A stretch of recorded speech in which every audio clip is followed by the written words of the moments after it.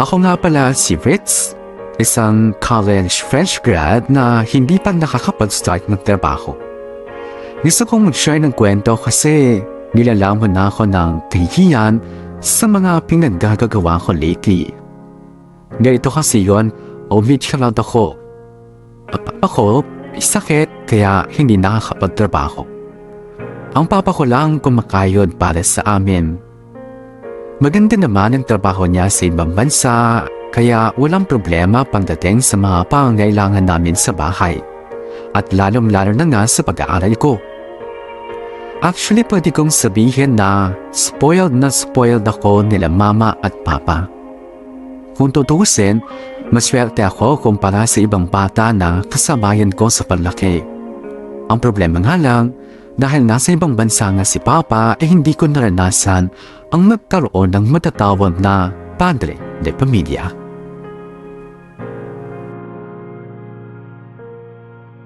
Uwi na! Grabe, nakakapagod tong araw na to. Ritz, Uy, Marcus! diretso uwi ka na. Oo bakit? Tambay muna tayo, dyan sa tindahan sa labas. Maaga pa naman eh. Ayoko. Bakit naman? Masama loob ko ngayon. Kita mo naman kung paano ako pagalitan ni Ma'am Velasco kanina, di ba? Pinagtanggol naman kita. Sige na, sama ka na. Merienda lang tayo saglit. Marcus, hindi porket pinagtanggol mo ako kay Ma'am kanina, friend na tayo. Ayaw mo akong maging friend? Ayoko. Eh di more than friends. Ako hindi ako nakikipagbiruan sa'yo ha. Mainit ulo ko ngayon. Ito naman, binibiro ka lang eh.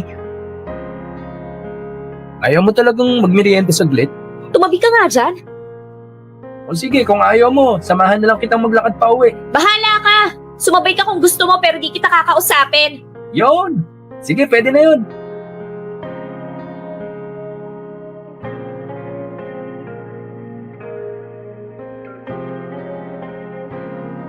Ninindigan mo talaga yung sinabi mong di mo ako kakausapin. Sige, okay lang. Ang importante, nagkasabay tayong naglalakad ngayon. Hanggang dito mo na lang ako pwedeng sabayan. Bakit? Kapasok sa kanto na yan yung bahay namin. Ayoko may makakita sa akin na may kasamang lalaki. Baka isipin pa nila boyfriend pa kita. Eh di, hayaan mo silang isipin kung anong gusto nilang isipin. Pwede ba, Marcus? Huwag ka na nga makulit. Pag hindi ka sumunod sa sinasabi ko, hindi na ulit ako papayag na sumabay ka sa akin pa uwi.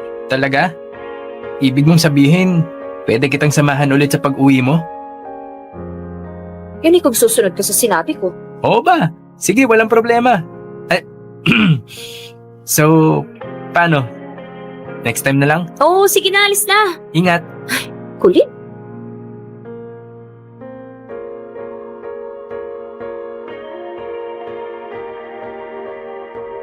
Nandito na ako. Katatag ka, Miling. Kailangan ka ng anak mo ngayon. Bakit naman kasi ngayon pa kami iniwan ni Ramon? Hindi ako handa. Hindi kami handa. Wala namang makakapagsabi kung hanggang saan lang yung itatagal ng buhay ng tao, di ba? Sigurado naman akong hindi rin gusto ni Ramon na iwanan kayo. Si Papa. Paano na Wala ako na si ngayon? Papa. Paano na kami ni Ritz? Huwag kayong mag-alala. Hindi namin kayo pababayaan ni Papa. Andito lang naman kami. Ma, Ritz? Kanina ka ba dyan, anak? opo. Narinig ko po yung usapan nyo. Ritz? Ang papa mo. Wala na si Papa. Wala na yung papa ko.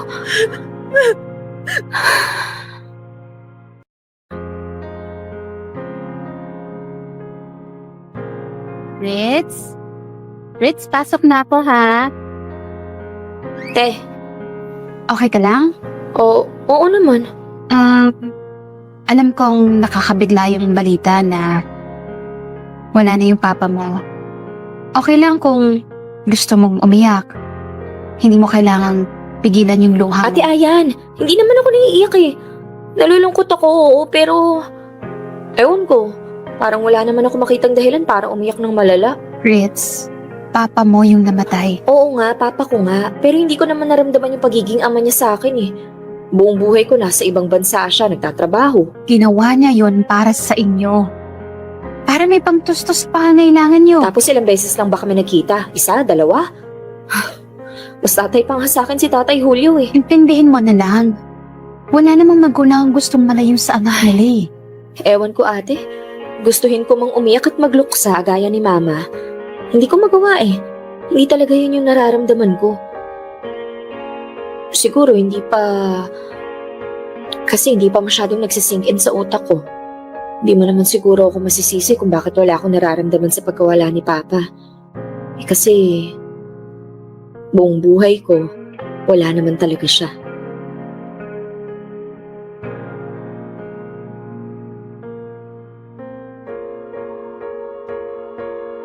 Sobrang devastated ni Mama noong nawala ang papa ko. Namatay siya sa construction site habang nagtatrabaho sa ibang bansa.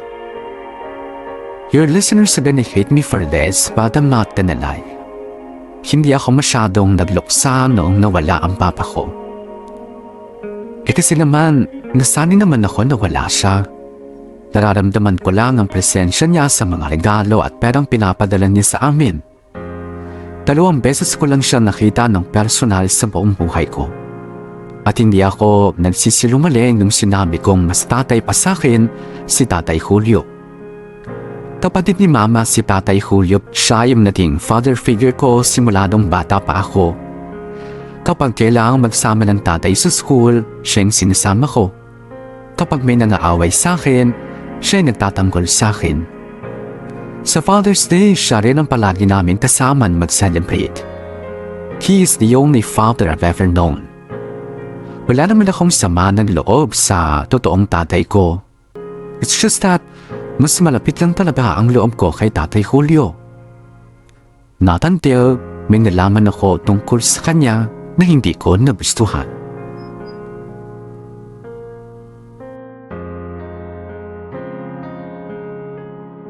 Nasa mall ka na, babe? Oo babe, hinahanap ko lang yung restaurant na sinabi ni Ate Ayan. Ah, okay. Ay, ito na pala babe, nakita ko na. O sige, enjoy ka muna dyan kasama sila. Balitaan mo na lang ako mamaya. Happy birthday ulit. Thank you babe. Tawagan kita mamaya pag uwi namin ng bahay. Okay.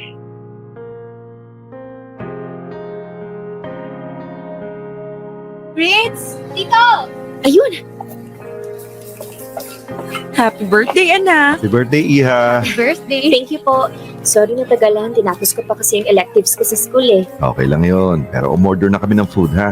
Halika na, umupo ka na at kumain ka na rin. Mag-thank you ka sa Tatay Julio mo. Siya lahat ang may sagot nito. Sus, wala naman ng bago dun. Si tatay naman talaga ang palaging nanlilibre kapag birthday ko. Thank you, Tay. You're welcome, anak. Basta ikaw. Alam mo namang parang tunay na anak na rin ang turing ko sa'yo, eh. Kaya nga, parang mas anak nyo pa nga yung pamangkin nyo eh, kesa sa akin totoo yung anak. Hayaan mo na, anak. Mas kailangan ako ng pinsan mo. Tsaka, dala-dalawa naman ang tatay mo, eh. Ayaw mo nun? Dalawang tatay? Ay, oo nga pala. May kasama pala tayo ngayon. Ritz, si Arnel. Hi, Ritz. Happy birthday. Hello po. Kaano-ano niyo siya, tatay? Katrabaho niyo? Ha? Mahabang kwento. O siya, kain na muna tayo. Mamaya na ako magkukwento sa inyo kapag uwi natin sa bahay. Okay. Okay na. Happy birthday ulit.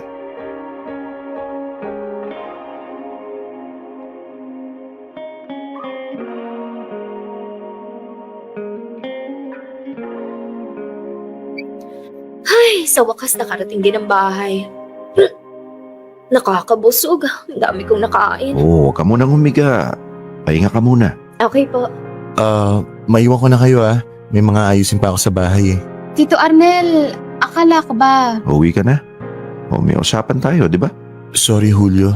Pero, sure ka na ba sa binabalak mo? Oo naman, bakit? Huwag mo sabihin na duduwag ka. Kuya, kung hindi pa kayo handa, okay lang. May mas magandang pagkakataon pa naman eh. Eleng, ilang beses na naming pinuspone to. Eh kung patatagalin pa namin, baka mas mahirapan pa kaming gawin to sa susunod. Ay, sige, kayong bahala. Arnel? Okay, sige. Ritz, anak. Po? May gusto sanang sabihin ng Tatay Julio mo eh. Ano po yun? Kuya. Ritz, anak, ganito kasi yun. Di ba matagal na rin mula nung naghiwalay kami ng asawa ko, ng nanay Tanya mo? Opo. Bata pa ako nun eh. Bale, simula kasi noon, hindi na ako nagkaroon ulit ng nobya. At hindi na ako nakapag-asawa ulit, di ba? Tay, ang dami nyo namang intro eh. Sabihin nyo na lang kaya kung ano yung sasabihin nyo. Ritz, hayaan mo nga si Papa na magsalita. Ritz, anak, di ba tinatanong mo kanina kung kaano-ano ko si Arnel? Opo.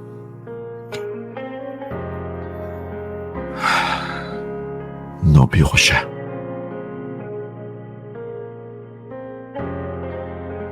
Nobyo?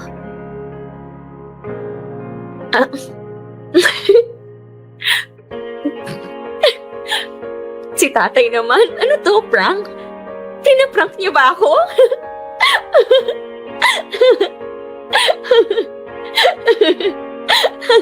Ritz, Ano? Seryoso ba kayo? Sabi na nga ba, hindi ka maniniwala eh. Hindi talaga. Sinong maniniwala sa inyo yung laki-laki ng katawan nyo? Nobyo? Ano yun? Bading? Bading ka, tay? Ganun na nga. Hindi ka naman bakla eh. Hindi ka bakla, tay. Lalaking lalaki ka kaya. Baka ano lang. Baka confused ka lang, gano'n. Ritz, anak. Matagal nang ganito ang tatay mo. So, kaya pala hindi kayo nakapag-asawa ulit. Kaya hindi kayo nagka-girlfriend ulit. Kasi, Oo, anak. teka, huwag niyo sabihin kaya kayo naghiwalay ni Nanay Tanya kasi nalaman niyang bading ka.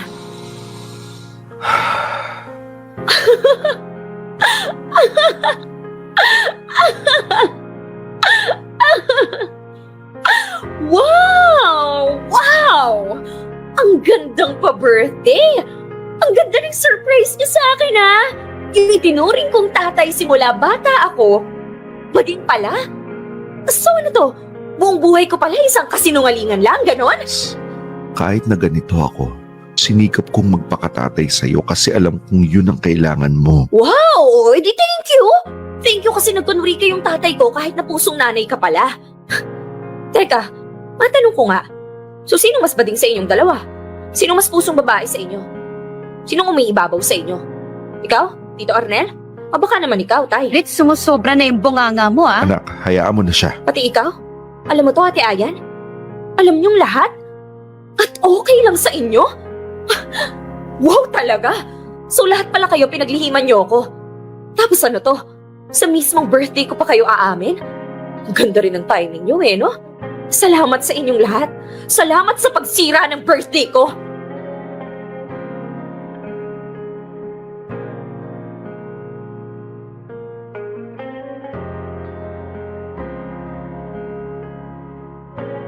Huwag niyo muna sana akong i-judge basta-basta. Alam kong hindi maganda yung naging asal mo after ng ginawang pagtatapat ni Tatay Julio. Pero gusto ko lang din ipaliwanag kung bakit ganun na lang ang naging reaction ko. Isipin niyo halos buong buhay ko hindi ko nakasama yung totoo kong tatay. At walang ibang nagparamdam sa akin ng pagkakaroon ng ama kundi si Tatay Julio lang. Kaya naman sobrang nakakabilang malaman na bukod sa ang bukod tanging lalaki sa bahay namin, alam niyo na, hindi pala tunay. Plus the fact na ako na lang pala ang hindi nakakaalam sa aming lahat. Okay, now na na-explain ko ng side ko, pwede niyo ulit akong i-judge. And honestly, hindi ako magagalit if you would stay mad at me, just like how I stayed mad at Tatay Julio. Simula kasi nung umamin sila sa akin, naging malayo na ang loob ko sa kanila. Pakiramdam ko para akong natraidor. Parang naabuso yung pagiging bata at inosente ko. Nagkaroon ako ng rebellious mindset. At doon na rin nag-umpisa ang pagkasira ng buhay ko.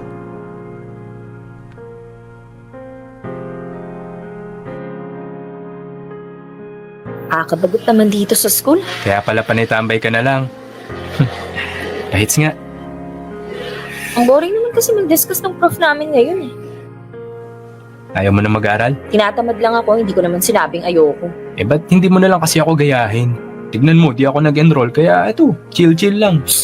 Eh mayaman naman kasi parents mo, kaya kahit hindi ka magtrabaho someday, mabubuhay ka. Babe? Oh. What if... Huwag na kaya ako pumasok sa next subject ko? Ano yun, magkakating ka? Cutting ang putik. High school naman yung term na ginamit mo.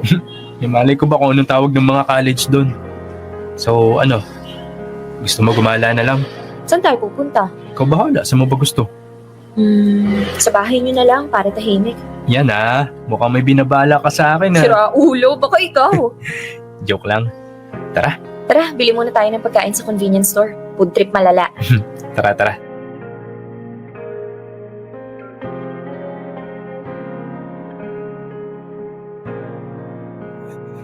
Hoy babe, ba't nandito tayo sa mall? Sabi mo, mag-grocery tayo. Sira, ang sabi ko, bili lang tayo ng food trip sa convenience store. Ihayaan mo na. Mas marami pagpipilian dito eh. At saka para makabili na rin tayo ng lulutuin. Gago ka talaga. Baka mamaya may makakita sa atin dito. Alam pa naman sa bahay yung schedule ko. Sus, matanda ka na, may sarili ka ng utak at desisyon. Nagpapa-under ka pa rin sa parents mo? Malamang, sila nagpapaaral sa akin eh. Ano, lipat na tayo? Mamaya na babe. Nandito na rin lang tayo eh. Tapusin na natin yung grocery. Saglit lang to, huwag ka mag-alala. Pag ako talaga nahuli, malilintikan ka sa akin, Marcos ha. Oo na. Tara na, punta na tayong supermarket. Ritz, Ate Ayan? anong ginagawa mo dito sa mall? Di ba dapat nasa school ka ngayon? May bibilhin lang kaming material para sa sa science. Science? Eh wala ka naman naka-enroll na science subject ngayon Tsaka sino yung kasama mo? Classmate ko si Marcus. Eh ba't di ka naka-uniform? Ha? Asan yung ID mo? Ako? Oo, ikaw nga, nasan yung ID mo? Ritz, wala akong ID. Ano? Wala akong may pakita? Magsabi ka ng totoo, Ritz. Sino ba itong kasama mo? Ba't kasi hindi mo na lang sabihin yung totoo, babe? Matanda ka na eh, hindi ka na bata para paghigpitan nila. Anong sinabi mo? Babe? Ate, ano kasi? Mag-usap tayo. Ha? Mag-usap tayo. Tayong dalawa lang. Sumunod ka sa akin. Ikaw kasi. Dinaladala mo pa ako dito. Ritz! Okay, sunod na ako.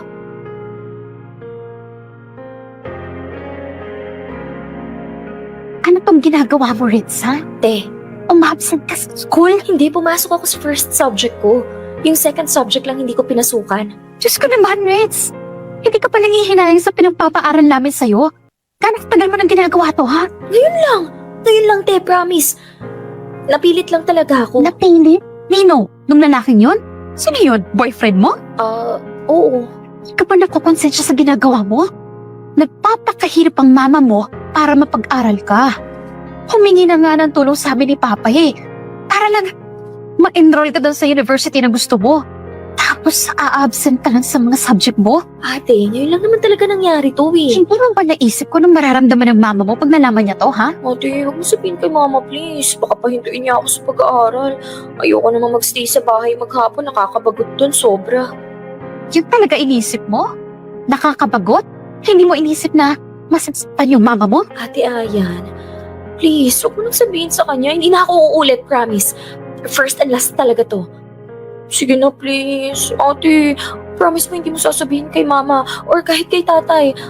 Sa ating dalawa na muna to. Please, ate. Siguraduhin mo lang, Ritz, ha? Na hindi na mauulit to. Oo, promise.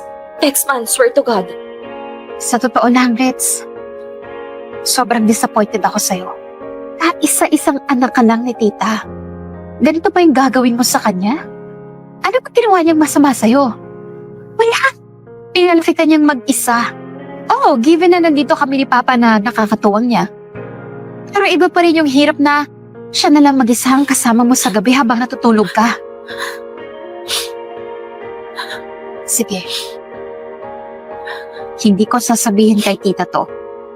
Dahil ayoko rin masaktan siya. Pero siguraduhin mo lang na hindi na itong mauulit, Ritz. Dahil kung hindi, ako na mismo ang magsasabi sa kanya na patigilin ka na sa pag-aaral.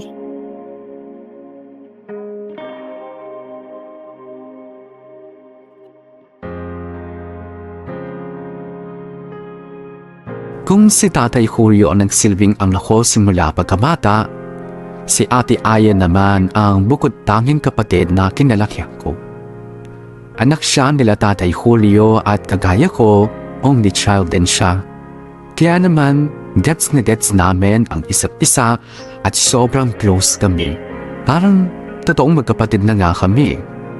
Lahat ng mga sekreto ko nung nagdadalaga ako, siya ang nakakaalam. From my first crush, my first manliligaw, my first heartache, lahat alam niya. And so I expected na sasabihin niya rin sa akin lahat ng sekreto niya. Kaya sobrang nasaktan ako noong nalaman kong isa siya sa mga nalihim sa akin ng totoong pagkatao ni Tatay Julio. Anyway, so ngayon, wala na akong karapatang magalit kay Ate Ayan dahil hawak na niya ako sa liig. Nakiusap kasi ako na wag na lang niyang sabihin kila Tatay Julio at kay Mama kung ano yung nakita niya. Sa totoo lang, yun naman kasi talaga ang first time na nagkating classes ako. At nagkataon na nahuli pa niya ako. Ayaw man niyang maniwala na hindi ko talaga gawain yun ay nag-promise naman siya na hindi siya magsusumbong kila Mama. Basta maipapangako ko lang na hindi ko na ulitin ang gawin ang bagay na yun. Yes, nag-promise ako kay Ate Aya na hindi na ako uulit sa maling nagawa ko. Pero sinong niloko ko?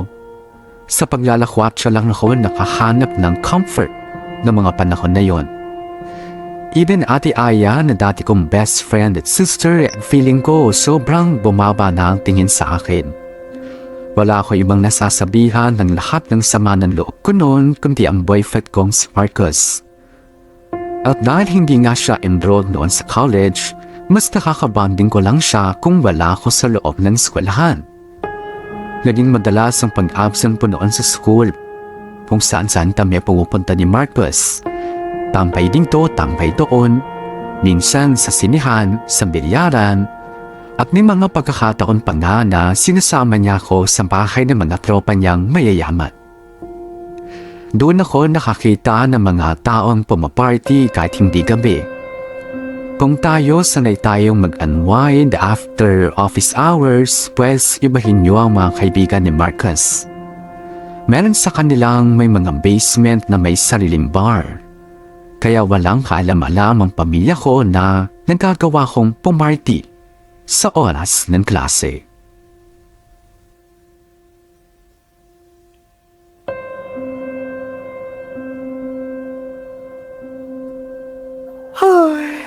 Antok pa ako. Oh, gising ka na pala. Ang aga nyo na nandito, wala ba kayong trabaho? Linggo ngayon, nakalimutan mo na? Mukhang ginabi ka yata masyado ng uwi kagabi, ha? Anak, mag-iingat ka sa mga lakad mo. Napakadelikado ng panahon ngayon. Ay nga pala, may dala akong almusal dyan. Kumain ka na muna, ha? Sigurado akong gutom na Naantok na po ako, hindi ako nagugutom. Gusto ko magpahinga. Ilagay nyo na lang yan dyan. O kaya pakain nyo sa iba. Ritz, anak. Sige na po, pasok muna ako sa kwarto ko.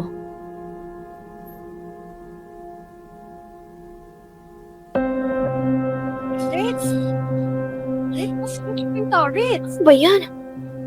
Gusto pa matulog eh. Sandali!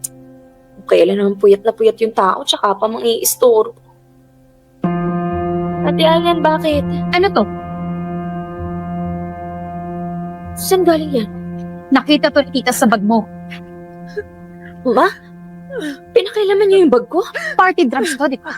Kanino galing to? Kay Marcos? Akin na nga yan? Ba't ba kasi kayo nangingialam ng gamit ng may gamit? Paano to itong gumamit niyan? Kailan? Mild lang naman to, hindi naman to pang-adi. Kung makapag-react naman kayo, parang ikakapaniwara ko na to. Bakit hindi ba? Hindi ka ba napapariwara sa lagay na yan? Anak, saan ba ako nagkulang? Wala ma, wala sa inyong problema.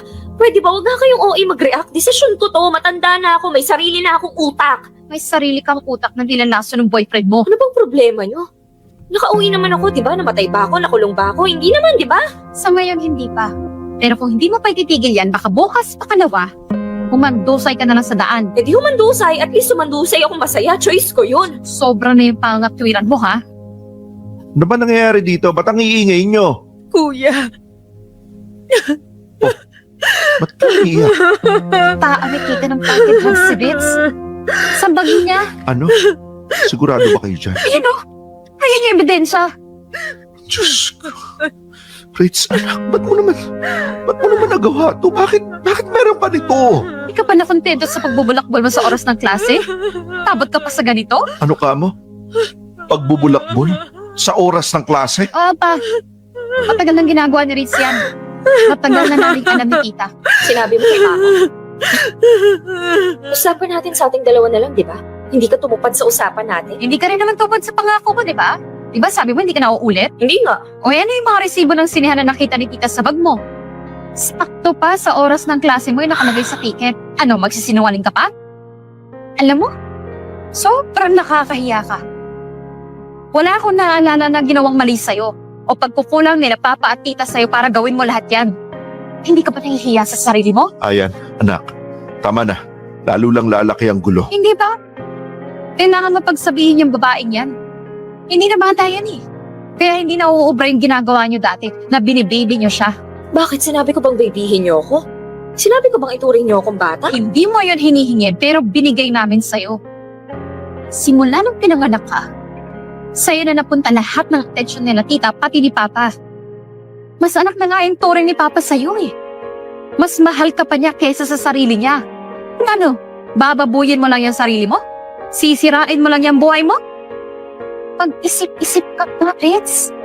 Kung totoo, yung sinasabi mo na hindi ka na bata at may sarili ka ng utak, pwes, patunayan mo.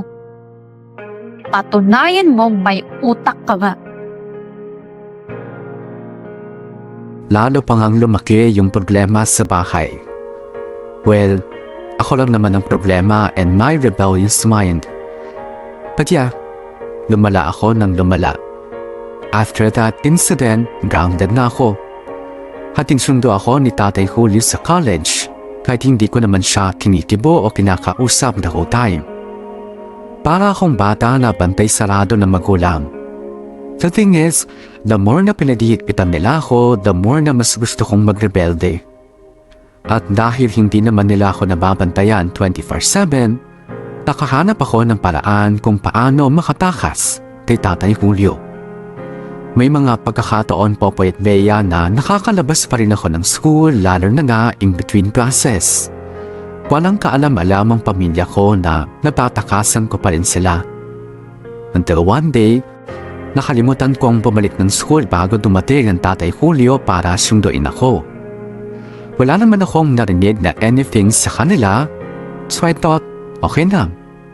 Siguro nagsawa na sila sa pagkontrol sa akin. Hanggang sa naulit yun. Maraming beses akong hindi nakakauwi ng tama sa oras. Naging malaya ako ng gawin kung ano ang gusto ko. Tagay pa, bakla! Huy, Ritz, tama na yan. Lasing na lasing ka na. Kakaumpisa pa nga lang natin eh. Anong kakaumpisa? Nag-uwian na nga lahat ng kainuman natin, no? Tayong dalawa na lang natira. Ang hihina naman nila. Anong oras na rin kaya? 2:30 na ng madaling araw, oh. Siguradong hinahanap ka na sa inyo. Ako? Inahanap? Wala po yun. Wala bang pwedeng sumundo sa'yo dito? Bakla, hindi kita mahahatid. Kaya nga magpaumaga na lang tayo dito. Mamaya ka na umuwi. Hindi naman talaga sila concerned sa akin eh.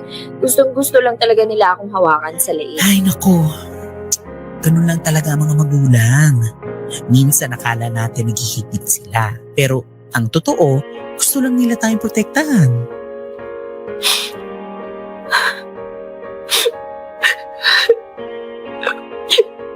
Hoy, ano na? Huwag kang umiyak dyan, bakla. Baka isipin ng mga nakakakita, pinaiyak kita. May tanong ako sa'yo. May tatay ka, di ba? Siyempre, malamang. Ano kala mo sa akin, putok sa buho? Ibig kong sabihin, may tatay ka ba? Yung totoong tatay, yung nandyan para sa'yo. Yung hindi ka iniwan para magtrabaho. Rich, Ano bang feeling ng ganun? Yung meron kang tatay na maiiyakan, matatakbuhan, masasabihan ng problema. Eh, di ba may father figure ka naman? Yung tatay Julio mo? Yun ba? Yung mapagpanggap na yun? Kung alam mo lang.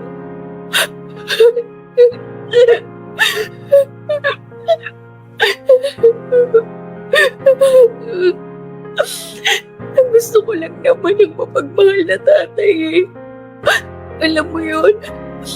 Deserve ko naman yun, di ba? Hindi ko alam kung ano yung pinagdadaanan mo, bakla. Pero sure ako kung ano man yung atraso sa'yo ng tatay Julio mo. Alam kong pinagsisisihan niya yun. Halika na. Pahinga ka muna. Tama na muna yung pag-inom. Diyos ko, wasak ka na. Paano ka kaya makakauwi niyan?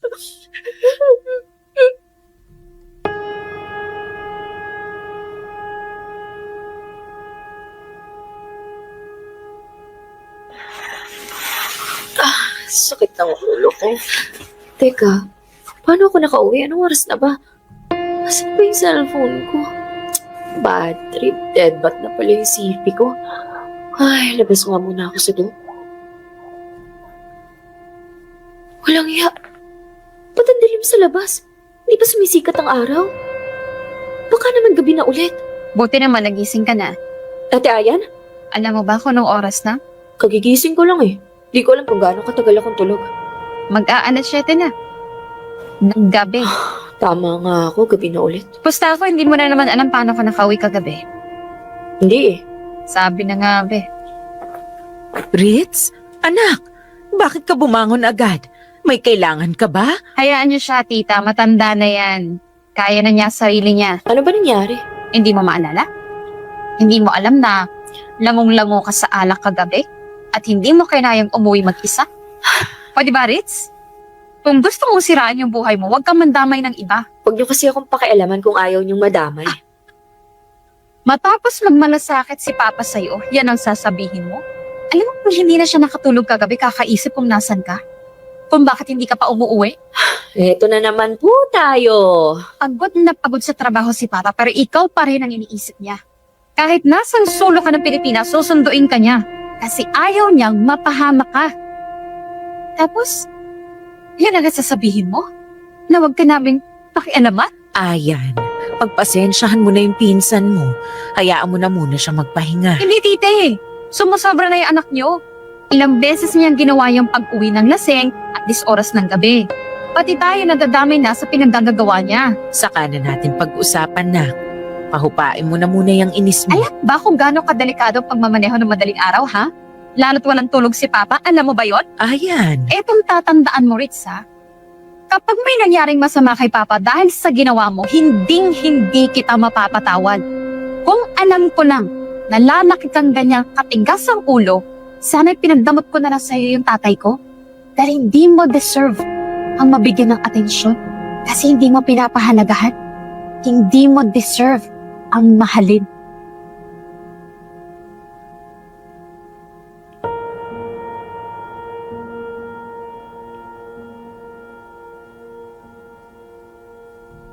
Kaya niyo pa ba? Kaya niyo pa bang tiisin ang pagiging pasaway ko? Kasi kung hindi na, I'm sure mas lalong hindi niyo kakayanin yung mga susunod na kwento ko. Sa halip kasi na matauhan ako sa mga sinabi sa akin ni Ate Ayan, parang mas lalo pang pumalpak ang tenga ko. O pumalakpak ang tenga ko. For some reason, parang gusto ko yung ganito. Yung nasa akin ang lahat ng atensyon nila, yung sa akin umiikot ang mundo nila. I'm still that young and childish Ritz after all.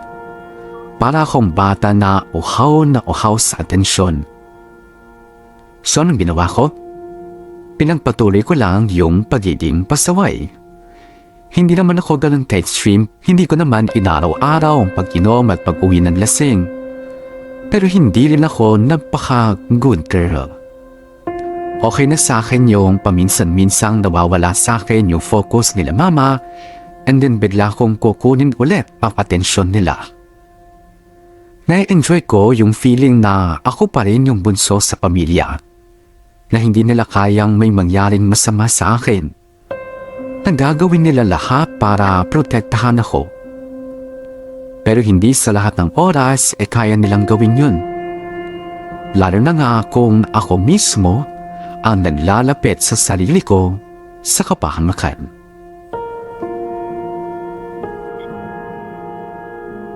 Ayan, okay na.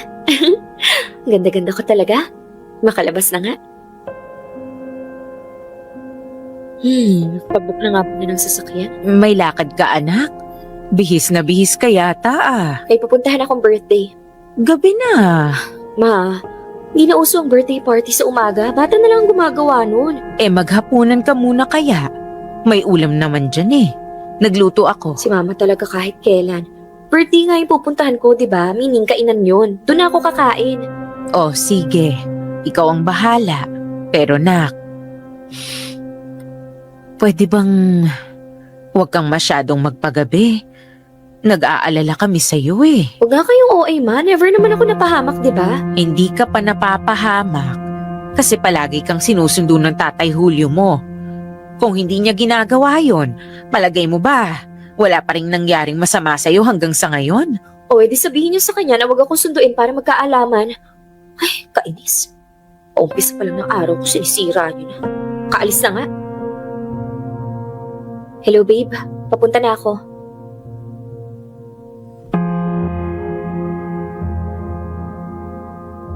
So, ano namang alibay mo sa mama mo this time? Sinabi ko may birthday akong pupuntahan. And naniwala siya? Ewan ko dun. Walang mahalaga, nakaalis ako. Di na mahalaga kung naniwala siya o hindi. Yan ang gusto ko sa'yo eh.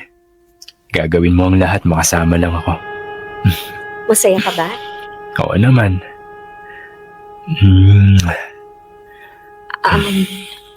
Marcos, wait lang. Bakit? Hindi pa ako ready eh. Hindi ka pa ready? Wala ka bang tiwala sa akin? Meron naman. Kaya lang. Come on, Reds. Matagal ko nang hinihiling sa'yo to. Hindi mo pa rin ba ako mapagbibigyan? Marcos, sorry talaga. Hindi ko pa talaga kaya eh. Hindi pa ako ready. Wala akong pakialam kung ready ka na o hindi. Sa ayaw mo't sa gusto, ibibigay mo ang hilig ko ngayon. Marcos! Ano ba? Marcos! Marcos! Walang iya ka? Marcos! Girlfriend kita kaya susunod ka sa gusto ko. Ikakaintindihan tayo? At ngayong gabi, akin ka lang. Marcos! Ano walang iya mo?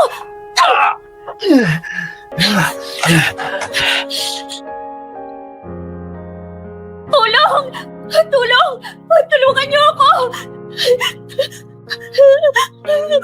Si tatay!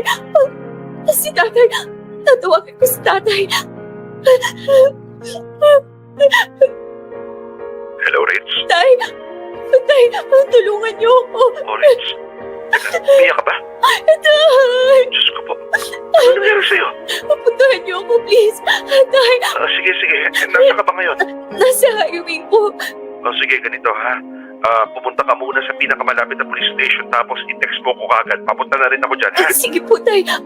Bilisan niyo, please! Oo, huwag ka mag-alala. Papunta na ako. Pupuntahan kita, anak. Huwag ka mag-alala.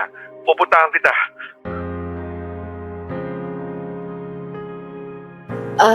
Ate, si tatay, okay lang ba siya?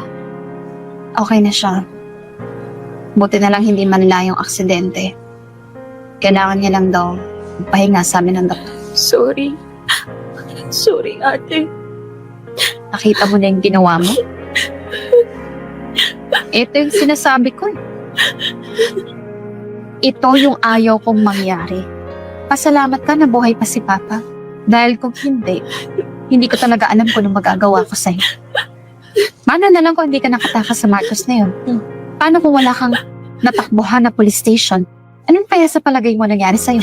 Hindi ko naman alam Hindi mo alam. Hindi mo alam na mapapahama ka? Hindi mo alam na manyakis pala yung Marcos na yun? Ritz, ilang beses ka na namin winarningan dyan sa Marcos na yan. Ilang beses ko lang sinabi sa'yo na layuan mo yung lalaking yan. Dahil hindi siya magandang impluensya sa'yo. Sorry, ate. Sana maging aral na to sa'yo. Hindi ko nga alam kung ba't ka nagkakaganyan eh. Minahal ka naman namin. Inalagaan ka namin. Baby nga yung turing namin sa'yo eh. Kung masama yung loob mo, kasi hindi mamit ni Papa yung standard mo sa isang tatay, pasensya ka na. Pero etong isipin mo, Ritz. Kung hindi ka mahal ni Papa, hindi niya ilalagay yung sarili niya sa alanganin para sa'yo. Kung may mga tao mang totoong nagmamahal sa'yo, kami yun. Kaya sana magbago ka na hanggat buhay pa kami lahat.